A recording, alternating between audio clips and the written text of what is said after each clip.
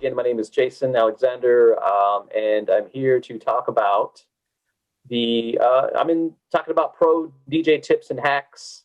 And let me go ahead and share my screen here to go back over that. And so let me see. Again, that's me at an event. We do DJs, photo booths, lighting, up lighting.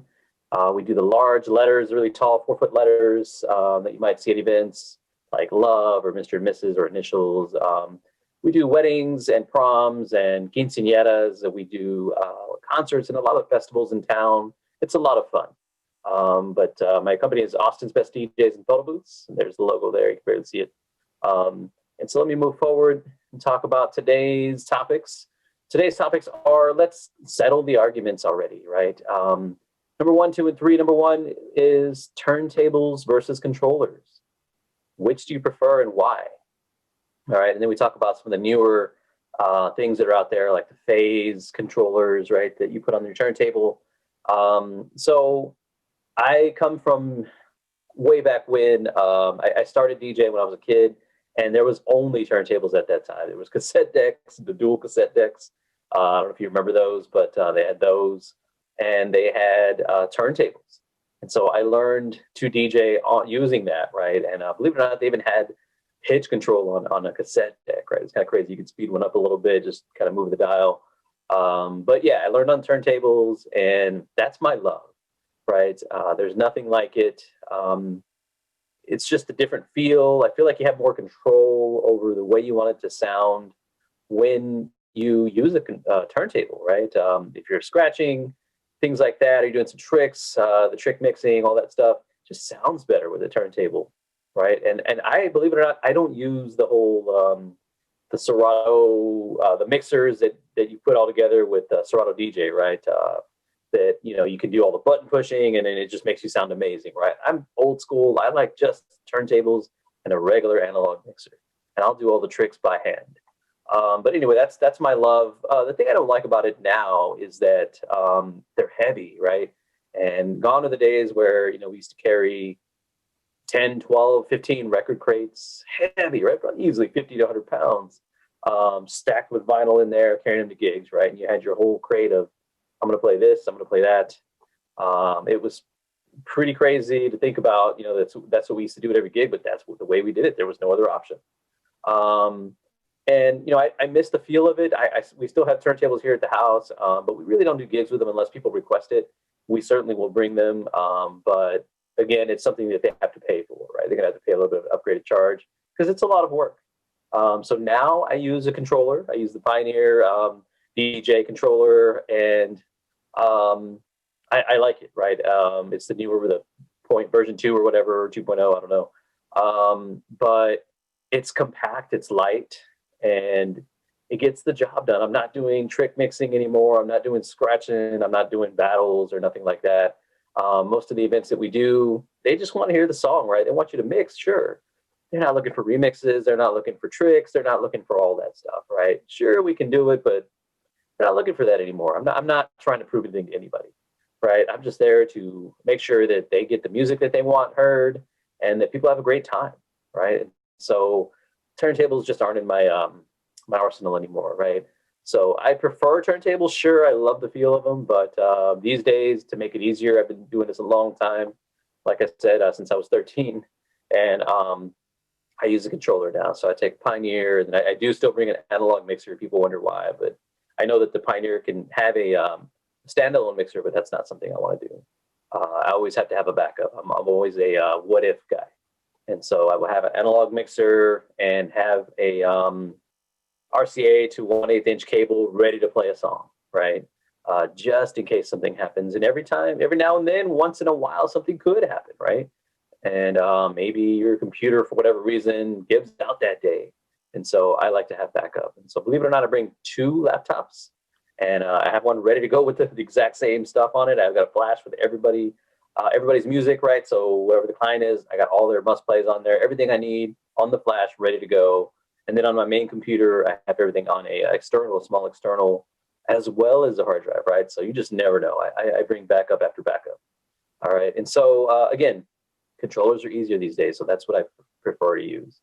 I've seen the phase controls, or you just put them on the turntable and it eliminates needles. Needles are kind of a hassle, right? They jump. Client might hit your table and really annoy you when you're trying to play. That eliminates that. I have yet to try them, but I do want to try them out, and maybe I'll go back to turntables. Who knows? All right. So that's number one, turntables versus controllers. Number two is PC or Mac, right? Age-old argument, man, forever. Even, I started DJing and it was about 92, right? And so I was young and there were no laptops, so we didn't have the option to bring a computer. But since the days of computer DJing, it's been a long argument over which is better for DJing, PC or Mac, and what's best for pro DJs to use and why, right? So for me, I use a Mac. I have two Macs. I bring one that's my older one. It's a 2012, mid 2012. Still works perfectly, right? That's something to be said about their brand. I upgraded the hard drive. I switched to a solid state drive and all that stuff. So it's good to go. It works perfectly. That's my older one that's backup, right? And then I bring a newer one, which was a I think I got it in 2018 model. And it's got, it's got the works as well. It's a little bit smaller solid state drive, but I've got the 16 gigs of RAM, all that stuff. I know that it's only for DJ, and I only use it for DJ and nothing else. And so I just love Macs. PC, sure, you can get a great PC. For the price you pay for a Mac, you can get a pretty good PC with similar specs, better specs usually, let's be honest. A faster hard drive, a faster, more RAM, all the things you need. But I think it's just preference, right? And so part of DJing is that you sometimes have to make songs or remixes or special mixes for clients. Sure, you can do them right there and then live, which I did the other night. I didn't like it, but I did it because I felt like that was the best thing to do at the time. But for me, when a client says, hey, I want to play these three songs, I want them blended together, or I want them this song to start at this time, this song to end at this time, I use GarageBand. I open up my GarageBand in the Mac and put them all together and do what I need to do, change the tempos, whatever I need to do on my controller. And then I use GarageBand to kind of make the final touches, create an MP3 version of it, and I have it ready to go so that I'm not sitting there having to do it live. And that's one thing that I love about Mac, is that it comes with GarageBand already installed. Are there other programs you could use? Sure. But it's just something I've gotten used to over the years for making these special mixes and stuff like that. A lot of weddings, like they might want to first dance with a certain mix. A lot of quinceañeras, they have these special surprise dances where they've got all these songs. I want to hear 5 or 6 songs. Sometimes father-daughter dances. The other day, the client was saying, oh man, I want Butterfly Kisses for the father-daughter dance, but it's so long. I agree. It's way long. And I told her, I said, yeah, it's ridiculously long. It's got a long intro. It's like 20 seconds of nothing. The outro is another good 20 seconds. And so I said, yeah, we can fix it up just a little bit, or we can do it live. We did it live for her, but every now and then I'll cut out some of the song and then kind of paste it together and things like that. So Mac is perfect for that. But again, yeah, you can use other things, or you can put cue points and try to do it live and make it sound good. For the wedding I did, believe it or not, I still DJ when I can. The client had all of these songs they wanted for their wedding party, one after the other. They had about 8 people coming into 8 different songs, all at certain cue points. And I hadn't been to the venue. And so I didn't know how long they had to walk, when the song was going to have to cut off, and when the song was going to have to start. And so I said, well, I can't use GarageBand because either the song might cut off too early or start too late. So I'm just going to do it live. And so that's what I did. A little hard to do, right? Just kind of queuing everything up, moving things back and forth into Serato. But I made it work, and it sounded fine. It went well. But anyway, that's my preference. I have used PCs in the past. And because of that experience is why I don't use them anymore. What I didn't like was the auto updates. Yes, you can turn them off, right? Windows updates, you can turn them off. But for whatever reason, the computer would still update. This happens with our photo booth as well. We have a Surface Pro that we use for one of our photo booths. And it auto updates. Even though you turn them all off, it still auto updates. It never fails. At an event, we're auto updating, and it's annoying. The start time is 7, it's 6:50. Still auto updating. So for that reason, I do not like PCs. And I know the argument is, well, turn it off. I do, but it still happens. It forces you. It'll say you must update. Whereas Mac, that doesn't happen. I can refuse to update for a while until I'm ready, until it's time for me. When it's a good time for me to update, then I will do that. So that's another preference as well. But otherwise, hardware, stuff like that, pretty similar. I have a couple of our guys, a couple of our DJs who use PC. Most of them use Mac, but a few of them use PC as well. And again, I think it's preference. All right. So the argument is, oh, pro DJs. If you're not a pro unless you're using a Mac, nah, it's preference, right? You're a pro when you're getting paid to do what you love, and you're making the money you want to make, and you sound great. Has nothing to do with the computer you're using, the controller you're using. Some DJs make the argument about number one, which is, oh, you're not a real DJ if you don't use turntables, if you don't know how to scratch, or you don't know how to mix on turntables without, the special mixer. You're not a real DJ, right? That's not true. Again, a DJ is someone who entertains. This is my opinion. And if the clients are happy, having a great time, that's what matters. They could care less what you're using to mix the songs with, as long as it sounds great and they're having a great time. That's what matters, right? A good DJ is reading the crowd and making sure everybody's having a great time. It's not about the equipment you use. All right. PC, Mac doesn't matter either, as long as they're having a good time. Or even a flash drive. I've seen DJs who are like, I don't want to use a laptop. I'll just put this flash drive in here and make it work. And hey, that works too. Number 3, do all DJs need to MC too? I think yes. That's my personal preference. Any of the DJs that we hire, I want to make sure that they do know how to MC and that they're comfortable on the mic.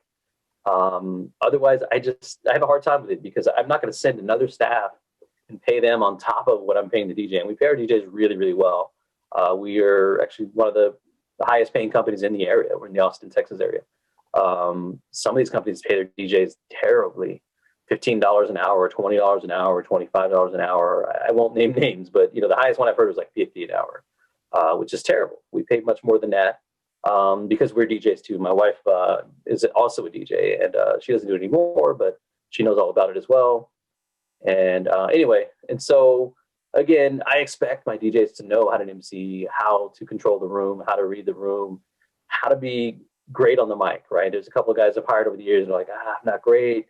I don't really want to do it. I'm not comfortable. And I'm like, practice, all right, until you do. Because I can't send you to an event where you don't say a word. That's just not possible. So I think all professional DJs need to be MCs. Some of you will argue and say, no, they don't need to be MCs. Simply just play the music, right? We can send someone else. And yeah, there are people who only MC, and they're great at it. All right. But I expect all of our DJs to be a DJ and an MC. That's just something we need. All right. Next one is pro tips, talking about these 3 different points as well. Number 1 is, what's your unique selling proposition? Right. And so pro DJs, what is your unique selling proposition? In other words, what makes you, and the second point brings this home, what do you do differently than all of your competitors, or what makes you unique? All right. I see a lot of websites. I also do, our website management and maintenance and SEO, all of that stuff. I work on our own. I learned it on my own to save money at the time. I was a team of one, right, years ago, and so I had to learn all on my own. And now I evaluate other people's websites, and I see the DJs. Everybody's selling the same thing, right? And I think that people look at the people who are at the top and say, well, what are they putting on their website? I'm going to put that too. It works for them, so it's going to work for me. And that's not necessarily true. But I noticed that a lot of people don't differentiate themselves or their company and what they do differently and why you should hire them. I see a lot of DJs who will put photos of their setups on their Facebook or Instagram or whatever it is. Every single weekend or every other day, it's like, hey, here's my setup at this wedding. Hey, here's my setup at this wedding, or this party or whatever. And that's their selling proposition, is here's how cool my setup looks. And to be honest, unless you're into selling speakers and selling your DJ setup for a living, you're doing it wrong, right? And that's just my opinion, but it's an educated opinion, right? Because I've been doing this a good while, right? And as Austin's Best DJs, we've been doing it since 2012, and professionally as that company. But personally, I've been DJing since I was a kid. Like I said, I did it throughout high school. I was DJing and holding events before I could even work at a real job legally, right? I was doing events already, making money. And then in college as well. And, here I am today, still in the field, not DJing as much, but still managing the company. But anyway, I learned early on, you have to be unique. You've got to have a unique selling proposition, which means what's good or what's different about you. And the hint there, if you see that on the screen, it says it should not be your equipment, right? I see DJs put on their website, they're set up here. This is, package number 1, you get 2 speakers. Package number 2, we throw in lights and those 2 speakers. Package number 3, we throw in a subwoofer and these speakers and more lights. That's the difference between our packages. Again, you're not in the equipment sales business, right? You are selling one thing.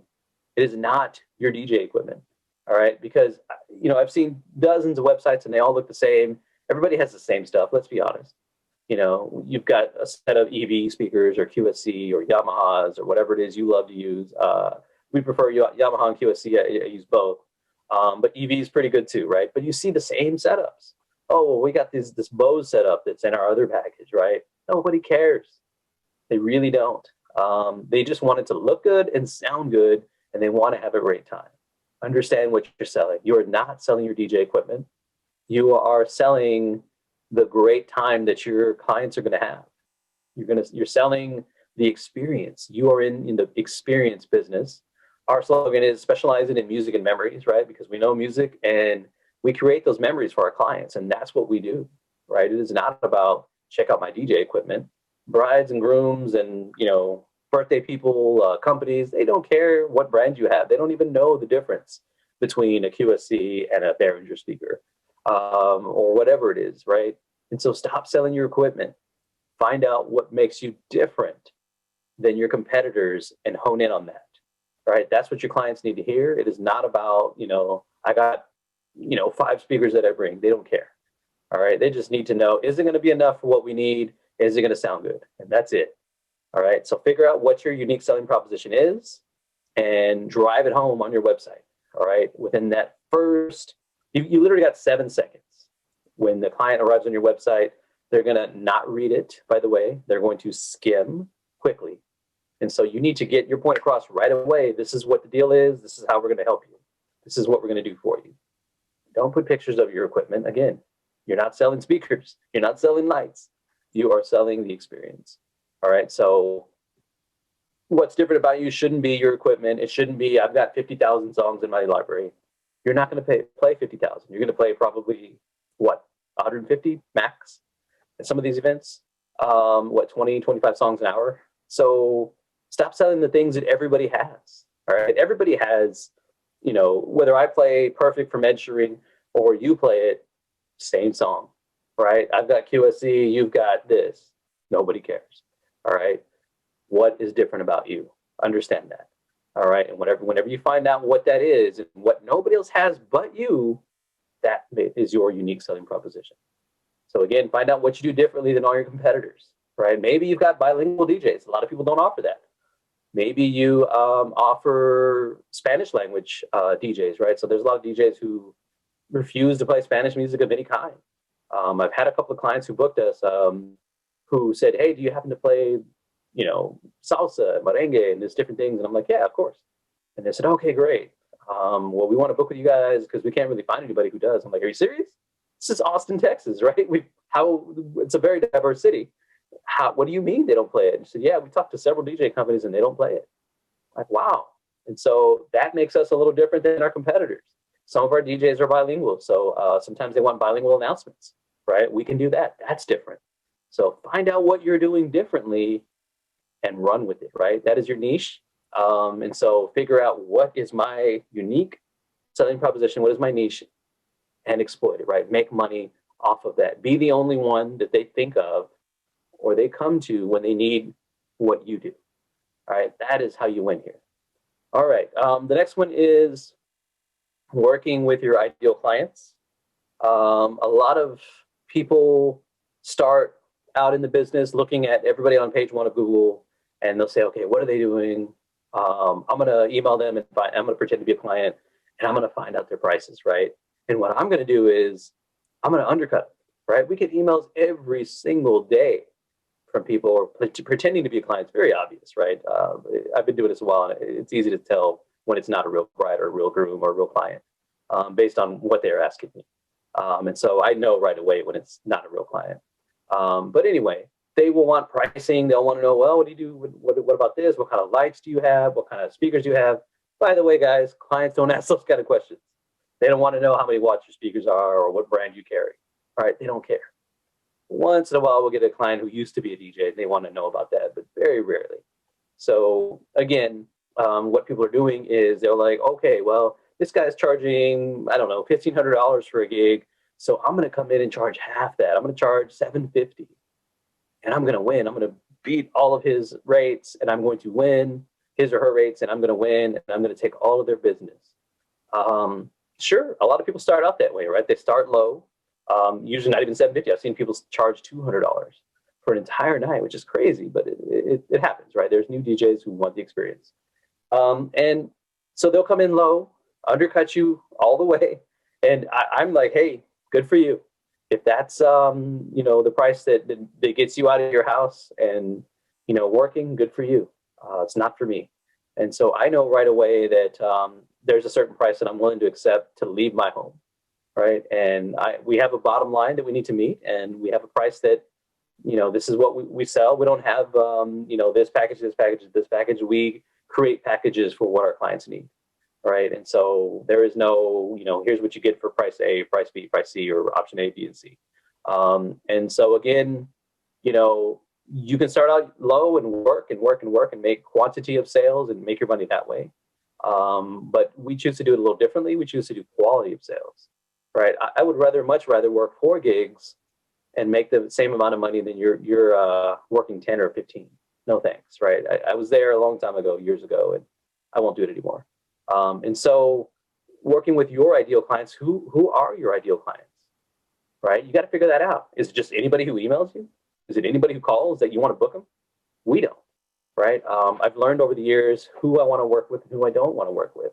So, clients are screening us, trying to figure out if we're good for them. I'm screening them, trying to figure out if they're good for us, right? So I have a couple of questions I ask them, and based on their answers, I will let them know whether I really want to work with them or not. Do I turn down clients? Absolutely. There have been plenty of clients who I've said, sorry, that's my dog there. You can hear him scratching and stuff. But yeah, I've said plenty of times, hey, this sounds great. It sounds like it's going to be a great time, but I don't think that we're a good fit for you. We're just not the DJ for you.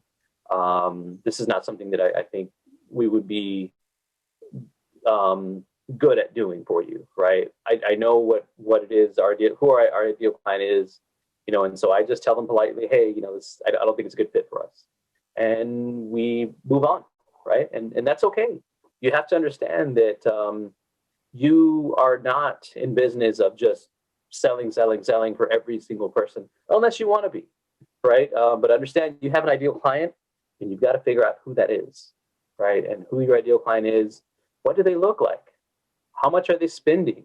What do they do for a living? Why are they booking, right? And so I want to work with clients who want to book us because they value what we do. They know, hey, I'm going to get a great DJ who is really, really experienced and will do an amazing job at my wedding or my event. And I don't care what the price is. Those are the clients we want, and those are the clients we get. And so understand that when you start out low, like some of these guys, this is why I was bringing this point up, you're not going to get to pick and choose your clients. They're going to choose you. They're going to be like, hey, you're the lowest priced DJ we found. All right, you're booked. $200 for the whole night, great. $300, $400, whatever it is, the price is. If you're the lowest, you are the Walmart of DJs. Don't be that guy, right? Because at that point, you turn into a commodity, right? You turn into a product of this, right? And I'm going to pay this amount for it. They don't value who you are or what you do or what you stand for. They only care about the price. And sure, I was there once, like I said, but I no longer am there. And if you want to work with your ideal client, you have to figure out who that is and what you want to get paid for your work. All right. So understand that the lower price clients, I've learned, when I first started out, the people who pay the least expect the most. It's kind of crazy, but the people who pay the least expect way more, and they are very hard to please versus the people who pay you what you're worth. It's just something I've learned over the years, and I'm sure you'll learn it too if you haven't already. All right. And so understand price influences who you work with and who you don't work with. All right. So we get clients every now and then who will say, hey, so-and-so is running a sale and they're offering 10% off, 15% off, or, a free photo booth or whatever. Will you honor this? Will you do it too? And I'm like, no, I'm sorry. Sounds great. And, if that's who you want to book and why you want to book, I definitely encourage you to book them. That's great. It's a great sale. And that's not something we can do. And that's it. You stand your ground and then they either book you or they don't. I've had a lot of clients who are like, oh, well, I only want to spend $1,000. And I want all these things. And I say, well, I wish we could do that, but because we value our DJs, we pay them a great rate. We have a guarantee. You're going to have a good time. We got a guarantee. Nobody else does a guarantee in town. We do. All right. We're going to guarantee you're going to have a great time. We're going to do A, B, C, D. And so for that reason, I can't honor that price. And then they'll turn around and say, well, how much is it? And I'll shoot them my price, which could be hundreds, sometimes double what they're asking. And they book because they understand what they're paying for, right? And so you need to be able to take the time to explain and help your client understand that they're paying for the experience, not paying for the speakers and the mic or whatever it is, all right? Stop selling that stuff. All right, so let's move on. So understand the price influences who you work with on that last point. All right, next one is, what is your ultimate goal at every event? So what is your goal at every single event you do, right? Whether it's a public event, whether it's a private event, a wedding, a school dance, whatever it is, what's your goal? You should have a goal in mind when you book that gig, right? Is it just to get paid, to show up and get paid? Do you really care about how good of a time they have? What is the goal, right? So understand what your goal is. For us, if we're having a wedding or an event, let's say a wedding, because we do a lot of weddings, say about 75% of our business is weddings. I want to make sure that the wedding goes the way the client wants it to go. All right. And so we're going to do our best to fulfill their vision, right? Whatever that is. If they want a backyard barbecue style wedding, where it's like, hey, I don't really care about dancing. I just want everybody to hang out, have a great time, drink some beer, pour some drinks and just chill. I don't care if people dance. I want just a chill vibe, and this is what I want. This is the music I want. I'm going to do my best to fulfill that, right? And we're going to have our DJs do the best that they can to fulfill that. And so, understand what the goal is. Your goal should be your client's goal, right? If your goal is to show up and, play that new song or, try this new mixer, bust out this song they haven't heard in a long time, no, don't do that, right? Understand and talk to your client, figure out what is their goal. Their goal should be your goal if you want to continue to be in business. If your goal is just to show them how great of a DJ you are and how much you can scratch or trick mix or, whatever it is, you're not going to be in business very long, all right? So understand that your goal should be to make your clients happy, whoever that may be, all right? And so the next point is similar to that, which is who's really the boss at your events, right? You've probably been to a wedding or event where you've booked it and you've got a playlist that they want to hear, right? They may have sent you some songs or however you do it, these are the songs they want to hear. And they said, absolutely do not play the Cupid Shuffle, right? Or whatever it is. And so somebody comes up to you in the crowd and they come up and say, hey, do you got the Cupid Shuffle? And you handle it however you handle it. I normally say, it's on a do not play list. I'm sorry, I can't play it. However, if you go and talk to the bride and groom and one of them come up to me and say that I can play it, I will be happy to play it. All right. I know that they're my boss because number one, they're the client. And a lot of times parents of the bride or groom paid, so they're also my boss, right? But at the end of the day, the crowd is your boss. The crowd is your boss too, because how they're reacting what they're doing while you're there is, going to determine what you're doing, right? And so you've got to talk to your client and say, hey, I'm going to play all these songs for you, and look at their playlist. You know what's going to work, and you know what's not going to work, right? And figure out, is this playlist going to work? If I play this at their wedding all night, will people dance? And we've done some weddings where they wanted stuff that was very different, and I knew 100% when I looked at that playlist and when we talked on the phone and chatted a bit, I was like, this isn't going to work. There's no way people are going to dance to this stuff. And so the bride had this vision, and she said, I want my wedding to be different. I don't want it to be the same as everybody else's. I get tired of hearing the same songs, Cupid Shuffle, The Wobble, YMCA, and all these dumb, silly dances and all these silly songs that are on the radio. I don't want to hear none of that. My wedding's going to be different, and everybody's going to remember it. I said, okay, how so? What do you mean? And by the way, always meet with your clients before your wedding or event, always, right? That's going to help you do a great job. And so, I said, well, what do you mean by different? And she said, well, I don't want all those songs. Those songs are played out. I'm tired of them. I want people to go to my wedding and know that, man, I haven't heard this song, or wow, this is new, and they'll love it, right? And, again, we're DJs, so, my wife was with me at the time, and we said, well, okay, yeah, we can certainly play these songs. And, what do you want to do, though, if people don't dance? What do you want to do? Because she literally said, I want to play all the B-sides. That is exactly what she said. If you don't know what B-sides are, that, back in the day when there was tapes, cassette tapes, there was an A-side and a B-side. A-side usually had the hits. B-side had the ones you didn't really know so much. And she said, I want to play nothing but the B-sides all night long, right? Sure, I might play, Journey, but I'm not going to play Don't Stop Believing. I'm going to play Lights, or I'm going to play this other song that not everybody knows, right? And we're like, okay, we can, but, what's your goal here? And she said, I just want people to have a great time. And I want to play the music I want to hear. I said, okay, great. We'll play those songs.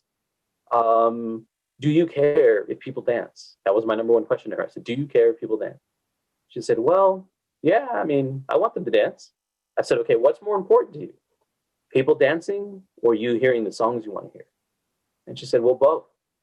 And I said, okay, we will play the songs you want, and we will do exactly what it is you want to do. This is your big day, and we want to fulfill that vision. At some point in the night, if it's not working, I'm going to check in with you, and we're going to see what the plan B is, okay? Plan B, no pun intended, for B-sides. And she said, all right, that works. I knew 100% it wasn't going to work, all right? I had all those songs ready, and we literally started the dance. First song, I looked at the list and said, okay, I'm going to play the most popular one that people may have heard.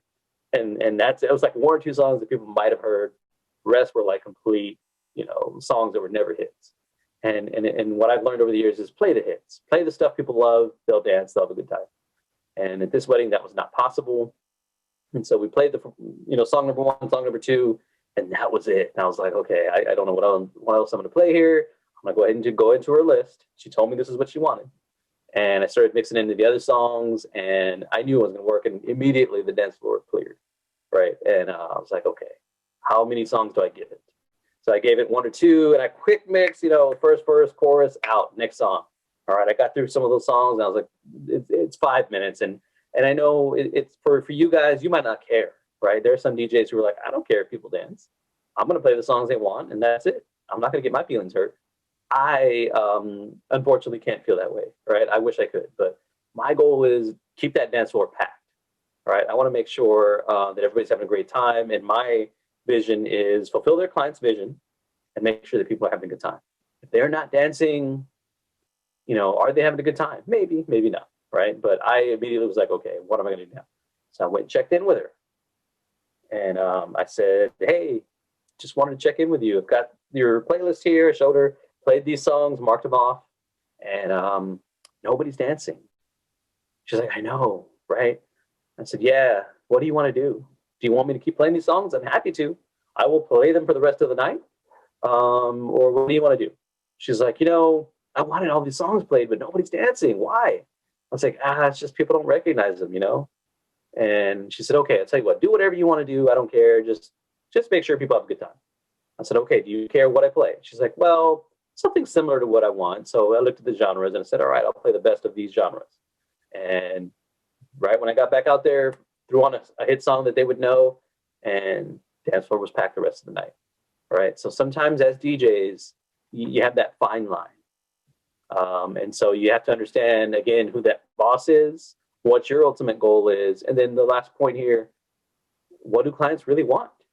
Right. And what do they want in a DJ? And so in my opinion, I think clients want a great time. They want a fun, memorable experience. They want to look back on their wedding day or their party or their 30th birthday party, whatever it is you booked, and say, man, I had such a great time that night. And you're a crucial part of that, right? There's music playing in every single part of the night. When you do a wedding, from the pre-ceremony to the last song of the night, there is literally music playing the entire time. You are a huge part of making that night a successful night. All right, if they're insistent that they got to give you a playlist, talk to them about when you play it. All right, if they love slow songs, which once in a while we'll get weddings that, oh my God, I got to hear these 200 slow songs. And, give your input, your professional input. But again, at the end of the day, your client's the boss, right? You might say, hey, these are great songs, man. I haven't heard some of these songs in a long time. How about if we play them during dinner or a cocktail hour? They're kind of background, but I'll play them. I might play a couple during the reception, but for me, my rule is no more than one, maybe two slow songs total per hour. No more than that, right? I just don't want to, I don't like bringing the energy down. Unless you're just going to completely transition, then I will. But usually, again, one slow song an hour, if that, depending on the crowd. And so talk to your client and say, okay, well, I'll certainly play these. I'll fit them in. But a lot of these are kind of slow. Do you care if people dance? Go back to that question again. What is it you want to do? What is your vision?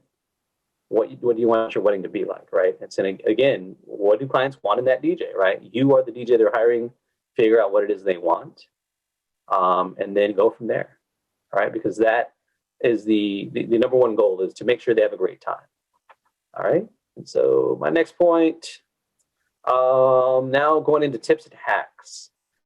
This is going to be the last slide, and I want to know what changes have you made DJing during COVID, right? It's different now. Man, our calendar for 2020 was wiped out. We had so many events booked. Normally, March, April, May are busy. May is super busy for us. And just every event, as soon as we got the first lockdown, South by Southwest was canceled. I don't know if you know, but that happens right here in Austin. And we thought people were crazy. We're like, what? South by Southwest is canceled? There's only 2 cases? Come on, But we're like, okay, whatever, right? And then the lockdown happened and everything closed, and we're like, oh man. And literally day after day after day, we started getting emails and calls, and people were like, hey, I think I'm gonna have to reschedule. Hey, I'm gonna have to cancel. All right. And it was tough. It was a tough year. We lost thousands of dollars. It was a very tough time. At one point, in March, I was like, man, I kept keeping track of how much money I was losing.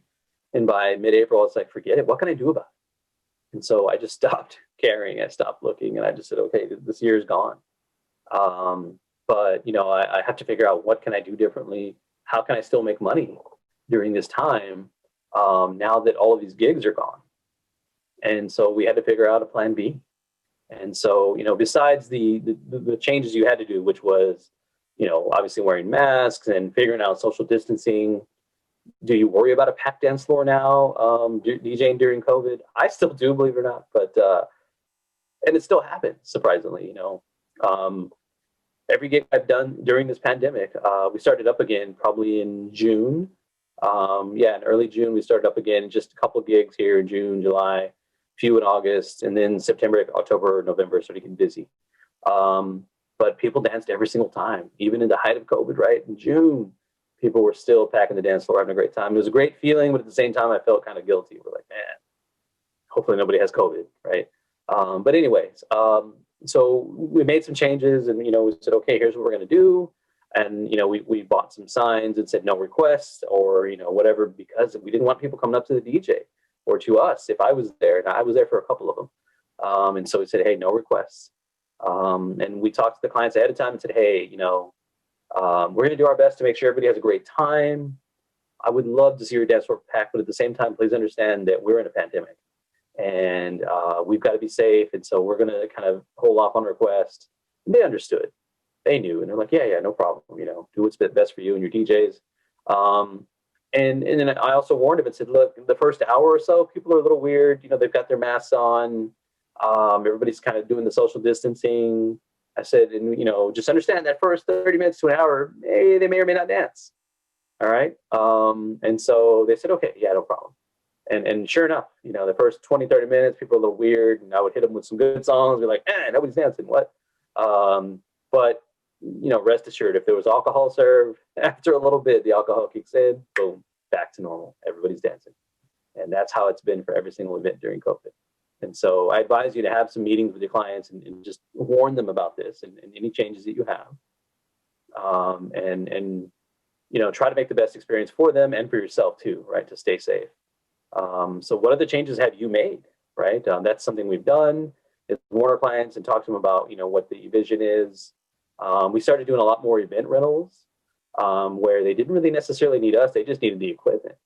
And so we started doing that as well. We rented games and our marquee letters, like I'd mentioned. And, we've done a lot more of that. It's been kind of great because we'll show up, drop the stuff off and leave, come back when the night's over. So everybody's safe, at least on our staff. Next one is, what does the future hold post-pandemic for our industry? All right, I'm going to take a drink of water here. But what do you think the future holds post-pandemic for us? The entertainment industry was hit really hard. And, again, we were hit really hard, right, as it was tough. And there was a lot of people that lost business and ended up closing permanently right here in Austin and around the U.S., around the world. And we're no exception. We lost a lot of money, and we have to figure out now what. All right, we're still here. We're hanging on. We're still doing gigs, getting back to where we were, but it's been tough. And so I'm curious, what happens next? And I think some of these changes are going to be permanent. Like, with the social distancing, even when they have a vaccine for COVID, like I kind of like social distancing in a way, where you don't know who's sick and who isn't. It's I'm like, I should be staying away from people who I don't really know. Not staying far, far away, but maybe minding, some distance. And if they're coughing or sneezing, maybe I shouldn't be around them, right? And so things like that, I think, are going to stick around. Will people continue to wear masks? I mean, people in China do, right? Before COVID. When they had SARS, of course, and then just almost every day people were wearing masks. And so I'm thinking, I think masks might be here to stay. We'll see. Flu season, at least, that might be a thing where we start wearing masks for flu season. And so I think there's going to be a lot of changes. Streaming has become very, very popular. Streaming events, whether it's, weddings or ceremonies or parties, streaming has become more and more popular. And I think that's here to stay. Flying in family from another state or another country may not be reasonable anymore, right? And so people might just say, we'll just stream it. They can just watch online. They don't have to come, especially if they're older and, they might get sick. So I think a lot of these changes that are happening are here to stay. Curbside, that's going to stay, right? It makes it kind of easy. So there's a lot of things that are going to stay. And I think that you have to figure out what can you do differently to adapt to this post-pandemic world and continue thriving. All right. Next point is, what's your best hack for DJing? How do you save time, money, or make DJing easier? Loading, unloading, downloading music, whatever it is you do. I was hoping to have a conversation with people. I didn't know how this was going to be, so I clearly can't ask. But I do want to talk about hacks and things you've learned over the years. And I'll talk about something that I did talk about in an article that should have posted for this month's article. I talked about a couple of hacks. One was saving time. Time is the one resource that we can't get back, right? You can make more money, you can do more things, you can do all sorts of stuff, but you can't get back time, right? And so time is precious. And so to save time, I've learned some things over the years. Number one is with downloading music. I talked about this in the article, the DJ News article. Spotify is something I use for every single wedding and event. Not for the dance part, but for the rest. I highly encourage clients to make us a Spotify list. I know a lot of people are like, oh, I hate Spotify lists. I don't want to be told what to play, blah, blah, blah, right? And I get that. I understand that. For the dance, I let them know, hey, I'm going to play these songs, but I'm not going to play them in the same order. I will do my best I can to play all of these, depending on how much time I have. But for the ceremony, for the pre-ceremony music, prelude, cocktail hour, dinner, all that stuff, I encourage them to send me a Spotify playlist, right? Why? Time, right? I don't want them to send me an email full of 100 songs labeled cocktail hour or dinner, blah, blah, blah, right? And me have to look for every single one of those or make my own Spotify list, right? I don't want to have to do that. That just is a lot of time. I was doing that for many, many years. And then I realized, why am I doing this? And so I got the Spotify Premium a while back, and you can download the playlist, right? It's amazing. So I have every couple say, okay, send me your prelude. Label it as prelude or pre-ceremony. Send me the ceremony songs you want in order. Like, this is the wedding party. This is the bride song. This is the exit song. Send me your cocktail hour. Send me your dinner. Put it in the order you want. I don't care what order. You tell me how to play it, and I will play it exactly as it is. And they love it because they have input over what's played at their big day. Because nothing was worse than hiring a DJ and saying, hey, I want to play all this stuff, and they play none of it. They play what they want. Nobody wants that DJ. Don't be that DJ. All right? And so they send us a song, and you know what I do? I open it, I'll click the link, add to library, one button, and within 2 minutes, I've got the entire playlist, for dinner, for cocktail hour, for whatever. For the dance, I'll make my own crate, and I'll drag songs in there with Serato. But for the songs that say, like, some slow songs that I know I'm probably not going to play, I'll add those to the other playlist, right, for dinner or something. Or I just might have them on Spotify, and I can switch over to that at some point in the night to play that slow song. Something I don't want to download, I won't worry about it, right? You can download through Spotify, it saves, and then when you're done, you just click download again, and then it reverses it if you take it off your computer, and it's done. Saves so much time. Saves me hours and hours of worried about, let me find this song and this song and this song. So that is one hack that I've learned over the years, and it's been amazing, right? So save some time. Downloading music, sucks. Let's be honest. And it takes a lot of time. So do that. Makes life easy, and you're going to play what they want. It's a double win. It's a win-win for everybody.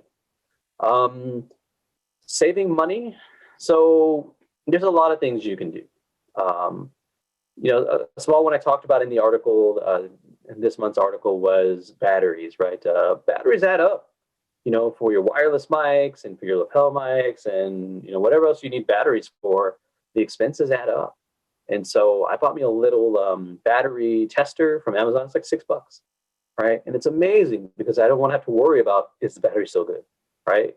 You might be one of those guys that don't know, and so you change the battery out every single gig, and you're wasting batteries, right? So just buy a $6 thing on Amazon or wherever, a battery tester. I literally take out the battery before every gig for the mic, put it on there, 9 volts or the AA or whatever it is, AAA, test it, still good, perfect. I get so much more use out of batteries now. Having that one little hack, that one battery tester, saves me money and saves me the hassle of worrying about, oh my God, what if the mic goes out while the ceremony's happening? I worry, right? I always think about what if, and maybe you don't, but I do. And so I'm like, the last thing I want is a mic to go out during an important moment because of bad battery. And so save yourself the hassle, time, money by just getting a battery tester. It's great. All right, that's another hack. Loading and unloading. So I talked about some of this in the article, and I'll talk about a couple things I didn't mention. But the rock and roller cart, you all know it. You may or may not know it. You may not have it. You may have it. I have a couple of them. They're amazing. I think we've got the R16, the R18 maybe. We've got 2 of those, and they are just amazing, right? You can put everything for medium-sized, small gigs for sure, medium-sized gigs, maybe even large gigs on one load. Love it. Right, it folds down nice and easy into a little, cart that's maybe 3.5 feet tall, to a little dolly. You can put it in the trunk or wherever you need it. But yeah, you extend it and everything goes on there. It's perfect. And then on top of that, I have what's called a grip and gaff bag. It's a bag that goes made for the rock and roller on the other side. The handle that's facing you doesn't have it, but the other side does. And it's called a grip and gaff bag. And it's a friend of mine. We happened to meet him, and he started the company, J. Olivier. And it just slips right over. You put all your stands in there. Anything that you can put in there, you put in there. And so you're guaranteed to have just one trip. one load, right? So I'll put all my stuff on the cart and then get the bag, put all the stands in there, and cords and extensions, whatever, all in one trip. It's amazing. Saves time, lots of time from having to go back and forth to the vehicle, right? So that's one thing I do. Another thing is we bought a van last year. It's been about a year, maybe a year and a half. And so I hated, going to the van, getting all the stuff off, putting it back on, right? It's a lot of time. And so I bought a ramp, right? I put everything on the rock and roller cart, bought a ramp. I went to Harbor Freight, found some ramps that they have, and I literally bought a ramp that was, I think it was like a 1,200-pound capacity. And I just put it on the end of the van, drive the cart right up. I don't even have to get the stuff on and off the dolly anymore, on and off the van. I just literally drive the cart right up. It's a cargo van, so I don't have any seats in the back. Park the van there. I get some straps. I strap it to the wall of the dolly, to the wall of the van. It's got some hooks and everything, and boom, ready. Doesn't fall over, nothing. Saves me so much time, right? And so this makes loading and unloading so much easier, right? Admittedly, I need a better ramp. This one's a 6-foot ramp, and so it's kind of steep, right? So it's pretty hard to put the entire setup on one cart, and when you add the incline, wow, it's very heavy. It's easily a couple 100 pounds, if not double or triple that, right? And so anyway, that's my last hack there, is getting that ramp, right? And so check that out too. They sell bigger ones. I'm going to definitely get a bigger one soon. All right, so check that last one out and be sure you get that. And I think that's most of my hacks. That's most of my discussion today. I think there's some people coming on now, so we're just about done. Thanks so much for tuning in, checking it out. Hopefully I've taught you a couple things that maybe you didn't think about, maybe learn some things, and I'm always happy to hear from other people. So if you want to share your ideas, feel free to add comments when this is released, or you can email me personally. I love the feedback. All right, so thank you so much. Again, my name is Jason Alexander. I'm out of Austin, Texas, with Disc Jockey News in the Chill Lounge today. Thank you so much.